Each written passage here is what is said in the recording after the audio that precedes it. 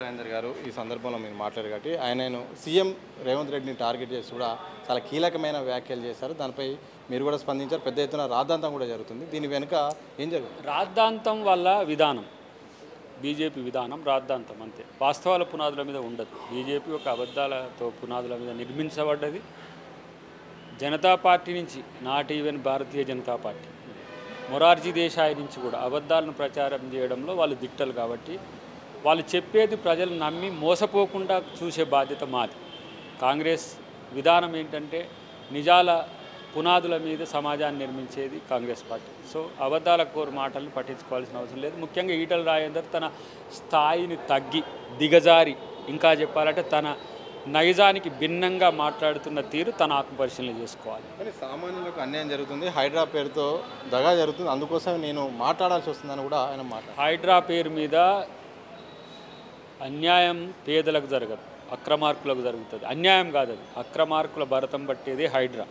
నువ్వు అక్రమార్కుల వైపా పేదల వైపా తేల్చుకో ఈటల రాజేందర్ గారు. ఎందుకంటే నువ్వు కూడా గతంలో టీఆర్ఎస్ చేయబట్టి ఆ వాసనలు ఏమన్నా నీకు ఉండి అప్పుడు నువ్వు ఫినాన్స్ మినిస్టర్గా ఇంకో మినిస్టర్గా ఉన్నావు. కాబట్టి కేటీఆర్ కట్టబెడుతున్న భూములన్నిటికీ మౌన సాక్ష్యం కాబట్టి బాధ అనిపిస్తుందేమో. లేకపోతే వాళ్ళ బినామీలకు నువ్వేమన్నా ఊతం తీసుకోవాలనుకుంటున్నావా, లేకపోతే బీజేపీ బీఆర్ఎస్ కలిసి ఉంటుంది కాబట్టి నన్ను బీజేపీకి నాయకుని చేయడానికి బీఆర్ఎస్ అడ్డం పడొద్దని చెప్పి వాళ్ళ ఊడిగం చేస్తున్నావా తెలియదు. కానీ హైడ్రా విధి విధానాలు కేంద్ర రాష్ట్ర ప్రభుత్వ చట్టాల ద్వారా ఏర్పడ్డది. ఒక చట్టసభలకు ఎన్నుకోబడ్డ ఎంపీగా వాస్తవాలు తెలుసుకోకుండా మాట్లాడితే నీకు గాలిగా మాట్లాడటానికి తేడా ఏటుంటుంది? నీకు తెలియదా ఎంపీ హైడ్రా ఎట్లా వచ్చిందని, ఏ చట్టం నుంచి వచ్చి మున్సిపల్ చట్టాల నుంచి ఉన్నదని తెలియదా?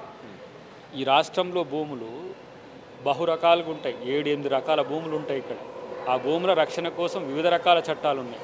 ఏమి ఇక చెరువులను కబ్జా చేసుకోమని, లేకపోతే నాలాలను ఆక్యుపై చేసుకోమని, లేదంటే బజార్లను మొత్తం వాడుకోండి అని చెప్పి వదిలేద్దామా? ఇలా మునిగితే మళ్ళీ పడవలు వేసుకొని తిరిగేది ప్రజలైనప్పుడు మీరే బజార్లకు వస్తారు కదా, వచ్చి ఇట్లా పడవలు తిరుగుతున్నాయి అని చెప్పేసి. కాబట్టి ఇలా రేవంత్ రెడ్డి గారు ఒక యజ్ఞం చేస్తున్నారు హైడ్రాతో. వీలైతే సహకరించండి, లేకపోతే చేత కాకుండా కామ్గా నోరు మూసుకోండి. కానీ పేద ప్రజల భూములు గుంజుకొని పేదల్ని కష్టాలు చేసే ప్రభుత్వం కాంగ్రెస్ ప్రభుత్వం కాదు.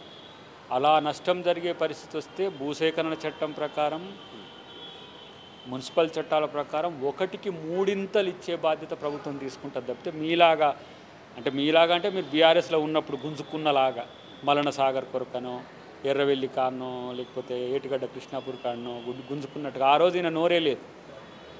ఎందుకు ఇప్పుడు 58,000 కోట్ల రూపాయల భూములు సిటీలో అమ్మిండ్రు బీఆర్ఎస్ పార్టీ. ఏం చేసింది నీ పార్టీ నీ పూర్వ పార్టీ ఏం చేసింది? ఆ రోజు లేని కోపం, ఆ రోజు లేని లేవని నోరు ఈరోజు ఎందుకు లేస్తుంది? నీ స్వార్థం కొరకు, నీ అధికారం కొరకు ఇష్టం వచ్చినట్టు ముఖ్యమంత్రి మీద మాట్లాడితే ఊరుకుంటారా? లేకపోతే ఇంకా 4-5 వేసుకొని ఏదో బండబూతులు దిక్కిపిస్తే ఊరుకుంటారా? ప్రజల ముందు నీ పరువు పోతుంది. మాకే చెప్తుండే మనోడు, కొంచెం ఎవరిని తిట్టకుండా ఉండు జరా అని. మరి నువ్వు ఇప్పుడు ఈ కొడక అనే తిట్లు ఎవరిని తిడుతున్నట్టు ముఖ్యమంత్రిని పట్టుకొని ఇలాంటి మాట్లాడడం అనేది నీ నైజానికి సరైన చూసుకో. లేకపోతే ఈటల రాజేందర్ గారి అనుచరులంతా మాకు మిత్రులే, మీరు సరి చూసుకోండి మీ భాష. మేము సైతం ఇప్పుడు ప్రతిపక్షాలైనా మిమ్మల్ని తిట్టొద్దనో నిర్ణయాలు తీసుకొని శాస్త్రబద్ధంగా, శాస్త్రీయంగా, చట్టబద్ధంగా పార్లమెంటరీ భాష వాడుతున్నాం. మేము తిట్టాలని కూడా మాకంటే ఎక్కువ వస్తాయి. ఎందుకు తిడుతున్నాడు? జగ్గారెడ్డి లాంటి ఒక నాయకుడు ఈటల రాజేందర్ని అనాల్సిన పరిస్థితి ఎందుకు వచ్చింది? ఏ స్థాయికి దిగజారింటుంది? ఆయన కూడా మిమ్మల్ని తిట్టాల్సిన పరిస్థితి వచ్చింది. ఏ రోజైనా జగ్గారెడ్డి బూతులు మాట్లాడతాడా? కోపంగా మాట్లాడతాడు, పరుషంగా మాట్లాడతాడు. జగ్గారెడ్డి నిన్ను ఇట్లా అంటే ఎట్లా అనే కాడికి వచ్చిందా లేదా? కాబట్టి ఇలాంటి ఒక దీన స్థితిలో ఈటల రాజేందర్ పదవి కొరకు దిగజారొద్దు. ఎందుకంటే మా ఉద్యమ సహచరుడు కాబట్టి, హితవు అంటే పెద్దోడు కాబట్టి ఎట్టుంటుందో. కానీ ఈ సూచనను అనుసరిస్తే మంచిది. లేకపోతే రేపు ఇంకా చిన్న స్థాయి నాయకులు వచ్చి మిమ్మల్ని తిట్టాల్సి వస్తుంది. దానికి టిట్ ఫర్ టాట్ లెక్క ఉంటుంది కదా ఇట్లనే చేస్తే. బీజేపీ వాళ్ళ భాషను మర్చిపో. ఆ బీజేపీ వాళ్ళ భాషతో నీకు వచ్చేది ఏం లేదు. నీకు అసలు పదవి కూడా వస్తుందో రాదో పక్కన పెట్టు, అది తర్వాత విషయం. కానీ పదవుల కొరకు మనం దిగజాడాల్సిన అవసరం లేదని